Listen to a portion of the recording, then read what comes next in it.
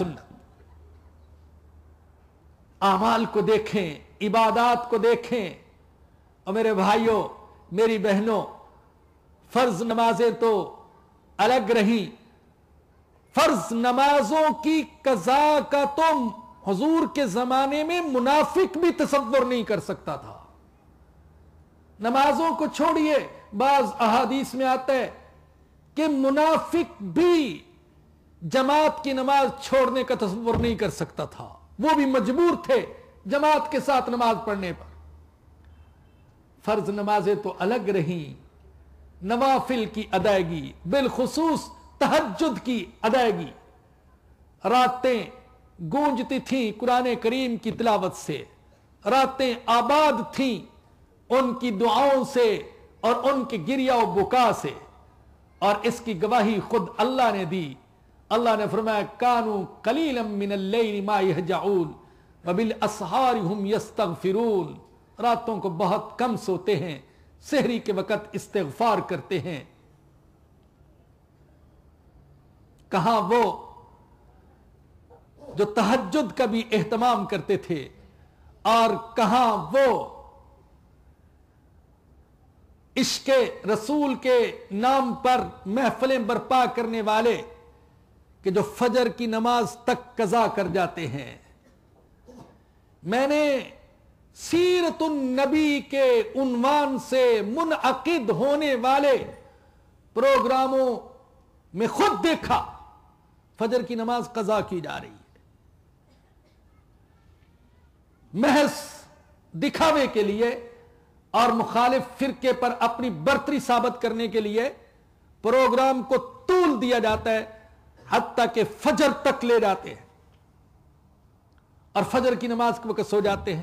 یہ منظر میں نے اپنی گناہگار آنکھوں سے خود دیکھا۔ لیکن ان پروگراموں کے علاوہ بھی مسجدوں میں فجر کے وقت نمازیوں کی تعداد بہت کم ہوتی ہے۔ میں شکوہ بے نمازوں سے نہیں کرتا، میں نمازیوں سے شکوہ کر رہا ہوں جو فجر کی نماز یقیناً پڑھتے ہیں، لیکن یا تو گھر میں یا قضا کر کے مسجد میں آ کر جماعت کے ساتھ فجر کی نماز نہیں پڑھتے۔ بہت کم لوگ ہیں جو ہمت کرتے ہیں، جبکہ ہمارے آقا صلی اللہ علیہ وسلم نے فرمایا کہ جی چاہتا ہے کہ وہ لوگ جو بغیر عذر کے گھر میں نماز پڑھتے ہیں میں ان کے گھروں کو آگ لگا دوں۔ میں صحابہ اکرام کا ذکر کرنے کے ساتھ ساتھ آپ کو بھی متوجہ کر رہا ہوں، اپنے آپ کو بھی متوجہ کر رہا ہوں اپنی اصلاح کی طرف۔ میں عرض کر رہا تھا کہ ایسی تبدیلی، عقائد میں تبدیلی، عبادات میں تبدیلی، اعمال میں تبدیلی، اخلاق میں تبدیلی، عقائد کے بعد سب سے زیادہ جس شعبے کو میرے آقا نے زندہ کیا وہ اخلاق کا شعبہ تھا، اور الحمدللہ میں سیرت کے اپنے محدود سے مطالعے کی بنیاد پر یہ دعویٰ کر رہا ہوں، اہل مکہ آپ کے مخالفین اپنی محفلوں میں آپ کی نماز کا اتنا ذکر نہیں کرتے تھے، آپ کی دعاؤں اور آپ کے ذکر کا اتنا ذکر نہیں کرتے تھے جتنا ذکر آپ کے اخلاق کا کرتے تھے۔ آپ کے دعوی نبوت سے قبل بھی آپ کے اخلاق سے متاثر تھے، اور آپ کے دعوی نبوت کے بعد بھی وہ آپ کے اخلاق سے متاثر تھے۔ اخلاق پر انہیں انگلی اٹھانے کی جرت نہیں ہوتی تھی، کردار پر انگلی اٹھانے کی جرت نہیں ہوتی تھی۔ اور مجھے کہنے دیجئے بھائیو، آج اس امت کا سب سے زیادہ زوال پذیر شعبہ وہ اخلاق کا شعبہ ہے۔ اخلاق تباہ ہو گئے، ہم اخلاق کے اعتبار سے ایک زوال پذیر قوم ہیں۔ اور بھائیوں اور بہنوں سن لیجئے، ہم دنیا کو صرف ٹوپیاں پہن کر اور پگڑیاں باندھ کر اور تسبیح چلا کر اور حج اور عمرے کر کے اور صرف نمازیں پڑھ کر دنیا کو فتح نہیں کر سکتے. دنیا کو فتح کرنے کے لیے محمدی اخلاق کو زندہ کرنا ضروری ہے صلی اللہ علیہ وسلم. آج جھوٹ کتنا عام ہو گیا, کتنا عام ہے جھوٹ. شاید ہی کوئی فرد اور شاید ہی کوئی جگہ جھوٹ کی گندگی سے, جھوٹ کی نجاست سے بچی ہوئی ہو. گھروں میں جھوٹ, دفتروں میں جھوٹ, بازاروں میں جھوٹ, دکانوں میں جھوٹ, ٹھیلے والے جھوٹ, عدلیہ میں جھوٹ, تھانوں میں جھوٹ, سرکاری اداروں میں جھوٹ, ہر جگہ جھوٹ ہی جھوٹ. حد تو یہ ہے کہ بعض ظالم منبر رسول پر بھی بیٹھ کر جھوٹ بولنے سے باز نہیں آتے. جھوٹی حکایتیں, جھوٹے قصے, جھوٹی کہانیاں, جھوٹی روایتیں دھڑلے سے بیان کرتے, ہر طرف جھوٹ. ہمارے آقا نے فرمایا تھا جب کوئی شخص جھوٹ بولتا ہے اتنی بدبو آتی ہے کہ رحمت کے فرشتے دور بھاگ جاتے ہیں. میں سچ کہتا ہوں اگر یہ بدبو ہم انسانوں کو بھی محسوس ہو سکتی تو اس سوسائٹی میں, اس معاشرے میں زندہ رہنا محال ہو جاتا. اتنا جھوٹ بولا جاتا ہے. جبکہ صحابہ کرام کا حال یہ تھا, سیدہ عائشہ صدیقہ رضی اللہ عنہا فرماتی ہیں کہ صحابہ کی نظر میں گناہوں میں سے بدترین گناہ جھوٹ بولنا تھا. اگر کسی شخص کی طرف جھوٹ بولنے کی جھوٹی نسبت ہو جاتی تھی تو اس کے گھر میں ماتم کی سی کیفیت ہوتی تھی کہ میری طرف جھوٹ کی نسبت کر دی گئی. ایک دفعہ عبداللہ بن ابی نے, ظالم نے کہہ دیا ایک غزوے کے موقع پر ہم مدینہ واپس جائیں گے تو ہم میں سے جو معزز لوگ ہیں ان ذلیلوں کو مدینے سے باہر نکال دیں گے. حضرت زید بن ارقم نے, ایک دوسرے صحابی تھے, انہوں نے سن لیا اس کی اس بات کو اور جا کر حضور کو بتا دیا. عبداللہ بن ابی قسم کھا گیا میں نے یہ بات نہیں کہی ہے. اللہ اکبر, گویا کہ انہوں نے جھوٹ بولا ہے, لیکن اس صحابی کے گھر میں عبداللہ بن ابی کی اس جھوٹی نسبت کی وجہ سے ایسی کیفیت ہو گئی جیسے کوئی میت واقع ہو گئی ہے. گھر میں چھپ گئے کہ حضور کو کیسے منہ دکھاؤں. کیا حضور کے دل میں یہ آ گیا کہ میں نے جھوٹ بولا؟ آج کیسے کیسے دھڑلے سے جھوٹ بولتے ہیں لوگ. لیڈر, قائدین, رہنما جھوٹ بولتے اور شرماتے بھی نہیں. شرم حیا کا دور دور تک کوئی شائبہ تک نہیں. تو آقا نے اخلاق بدلے, اخلاق بدلے. وہ جو جھوٹ بول لیتے تھے ان کے ہاں سچائی کا رواج ہو گیا. جھوٹ بولنا قابل نفرت عمل پایا. ہر صحابی سچ بولنے والا, وعدے کو پورا کرنے والا, ایثار کرنے والا, خود بھوکا رہ کر دوسروں کو کھلانے والا, اللہ کی راہ میں خرچ کرنے والا. ایسا انفاق کا جذبہ. جب یہ آیت کریمہ اتری سورہ بقرہ کی, من ذا الذی یقرض اللہ قرضا حسنا فیضاعفہ لہ اضعافا کثیرا, کون ہے جو اللہ کو قرض حسن دے گا, جو اللہ کو قرض حسن دے گا تو اللہ اس کو کئی گنا بڑھا کر واپس کرے گا. حضرت ابو دہدہ نے یہ آیت کریمہ سنی, سوال کیا یا رسول اللہ کیا اللہ ہم سے قرض مانگتا ہے؟ فرمایا زبان نبوت نے ہاں, اللہ نے ایمان والوں سے قرض کا مطالبہ کیا, مجھے قرض دو. اللہ اکبر, قربان اے اللہ تیری رحیمی اور کریمی پر. جو کچھ ہے ہمارے پاس, جو کچھ, یہ مال, یہ دولت, یہ آنکھیں, یہ کان, یہ زبان, حتیٰ کہ یہ سانس کا رشتہ, یہ محض اس کے فضل و کرم سے ہے. اپنا ہی دیا ہوا وہ مانگتا ہے تو اس انداز میں کہ لوگوں کون ہے جو تم میں سے مجھے قرض دینے کے لیے تیار ہے؟ تمہارا کوئی شریف آدمی قرض لے کر ہڑپ نہیں کر جاتا، میں اللہ ہوں ویسے ہی تمہارا دیا ہوا واپس کروں گا جیسے کوئی قرض لینے والا قرض واپس کرتا ہے۔ مگر دنیا میں تو حکم یہ ہے کہ جتنا قرض لیا جائے اتنا ہی واپس کیا جاتا ہے، مگر میں اللہ اپنی شان کے مطابق واپس کروں گا۔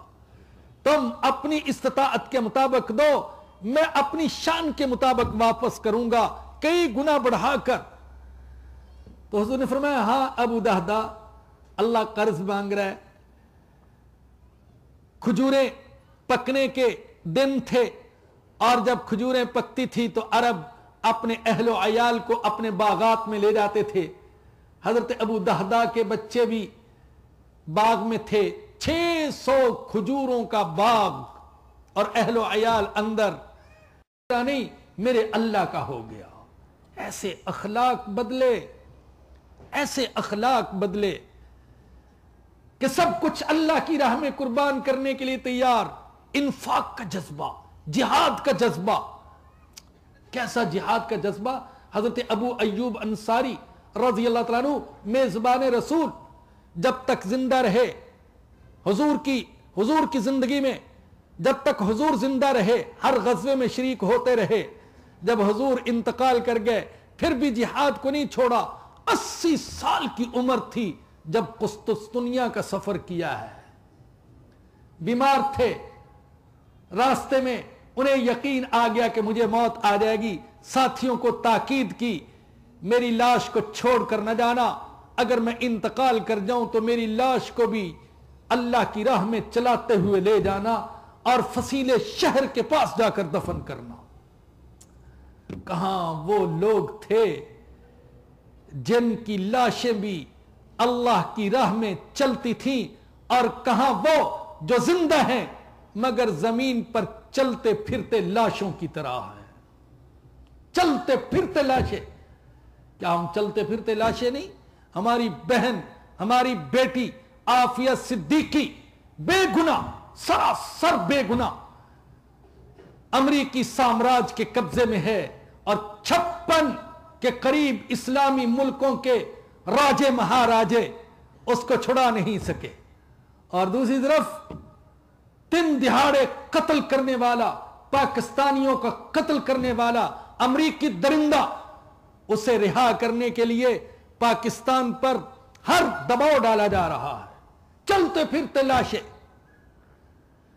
تو بھائیو، میں عرض کر رہا تھا کہ آقا صلی اللہ علیہ وسلم نے جس انقلاب کی دعوت دی وہ ہمہ جہت انقلاب تھا۔ ہر شعبے میں انقلاب، ہر شعبے میں تبدیلی، صرف حکومت نہیں، صرف سیاست نہیں، صرف چہرے نہیں۔ اس انقلاب سے معیشت بھی بدل گئی، معاشرت بھی بدل گئی، معاملات بدل گئے، سیاست بدل گئی، عقائد بدل گئے، ظاہر بدل گئے، باطن بدل گئے۔ اور آخری بات اس انقلاب کے حوالے سے کرنے کے بعد بات کو ختم کروں گا۔ یہ ایسا عجیب انقلاب تھا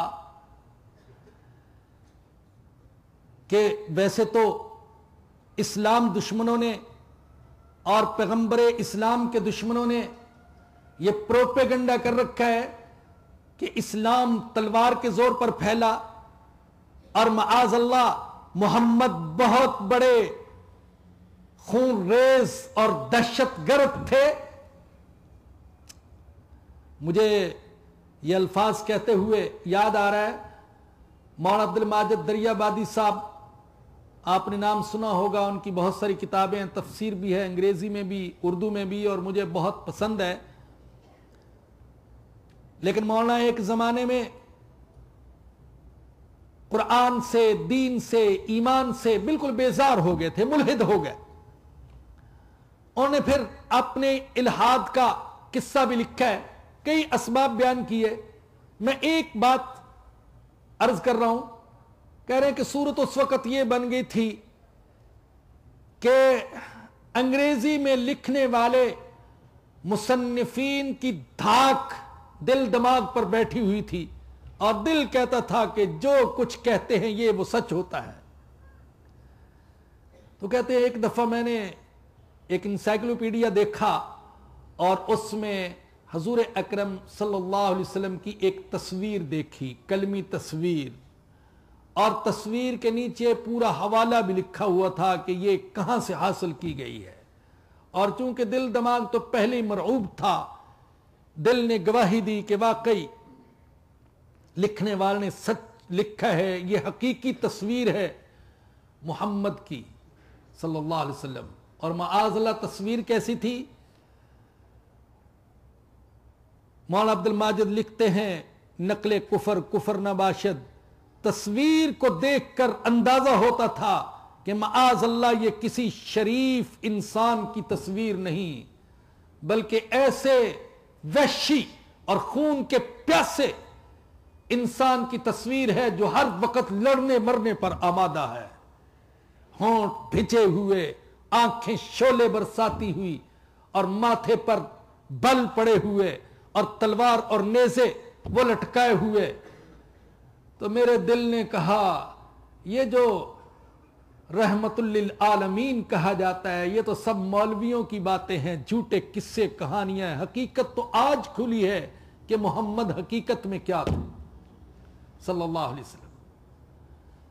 تو ایسا مشہور کر رکھا، ایسا پروپیگنڈا حضور اکرم صلی اللہ علیہ وسلم کے خلاف. لیکن میں آپ کو بتانا چاہتا ہوں کہ یہ جو دنیا کے مصنوعی جعلی اور جھوٹے انقلابات ہیں، حقیقی انقلاب تو ان میں سے کوئی بھی نہیں.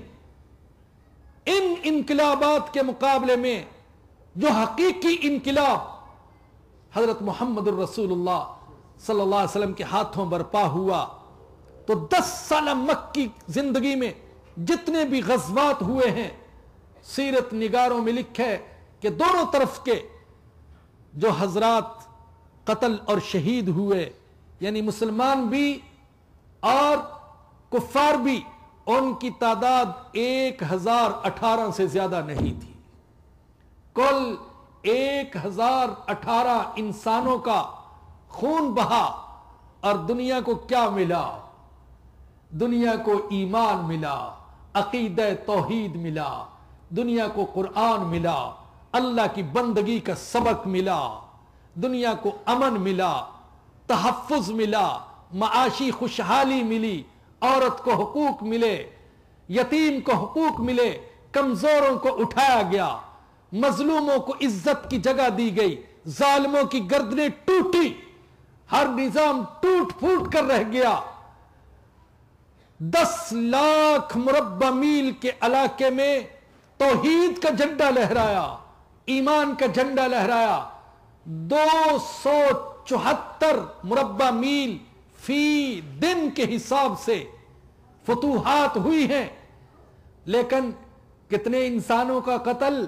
صرف 1018، جن میں مسلمان شہداء بھی شامل اور کفار کے مردار بھی شامل.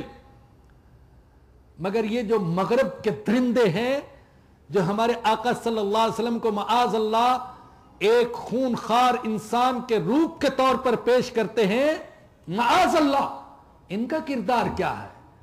آپ جنگ عظیم اول کے مقتولین کی تعداد دیکھیں تو تقریباً 64 لاکھ انسان قتل ہوئے، اور جنگ عظیم دوئم اس میں 3 کروڑ سے 6 کروڑ کے درمیان انسان قتل ہوئے.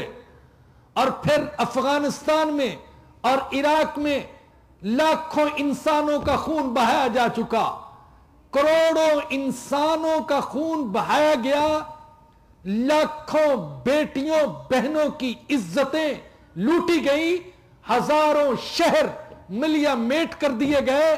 لیکن انسانیت کو کیا ملا؟ کیا ملا ان جنگوں کے نتیجے میں؟ انسانیت کو کیا ملا؟ جو تبدیلی کی بات کرنے والے تھے اور جو دنیا کو ایک نیا نظام دینے کی بات کرنے والے ہیں، انہوں نے دنیا کو کیا دیا سوائے فساد کے، سوائے انتشار کے، سوائے دہشت گردی کے، سوائے خون خاری کے، سوائے بھوک کے، سوائے مہنگائی کے. اور سوائے چند کمپنیوں اور چند خاندانوں کے تسلط کے انسانیت کو کیا دیا؟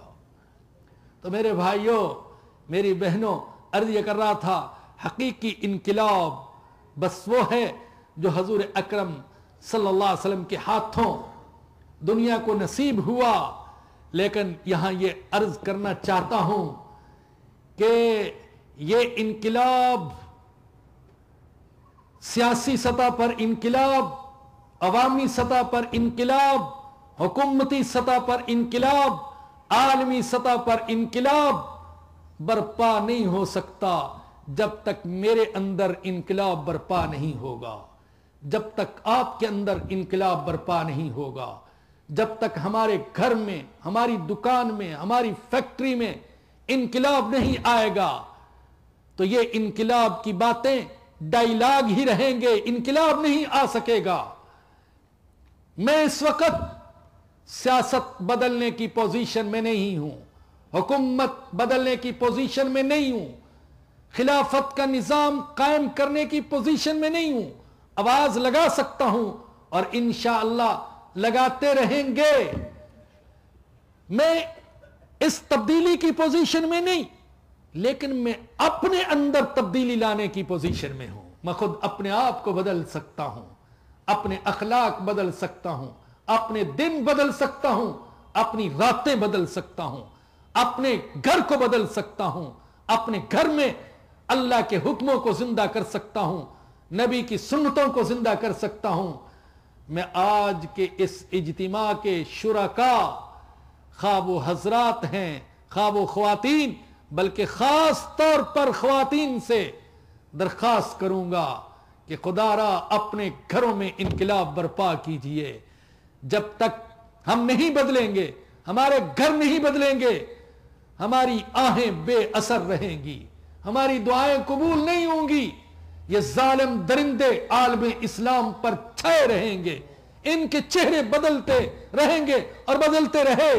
ایوب صاحب گئے، ضیاء صاحب، ایوب صاحب گئے، بھٹو صاحب آ گئے، بھٹو صاحب گئے، ضیاء صاحب آ گئے، اور ضیاء صاحب گئے، نواز شریف صاحب آ گئے، بے نظیر صاحب آ گئیں۔ آج زرداری ہم پر مسلط ہیں، کل کوئی اور چہرہ سجایا جا رہا ہوگا انقلاب کے نام پر ہم پر مسلط کرنے کے لیے، لیکن ہمارے حالات نہیں بدلیں گے جب تک کہ ہم نہیں بدلیں گے۔ اللہ تعالیٰ سے دعا ہے کہ اللہ مجھے اور آپ سب کو اپنے آپ کو بدلنے کی توفیق عطا فرمائے، اور خلافت کا نظام جو اس امت کا بہرحال مقدر ہے اور وہ قائم ہو کر رہے گا، اللہ پاک ہمیں اپنے حالات کے مطابق، اپنی استطاعت کے مطابق اس کے لیے وسائل، صلاحیتیں استعمال کرنے اور قربانیاں دینے کی اللہ توفیق عطا فرمائے۔ وآخر دعوانا ان الحمد للہ رب العالمین۔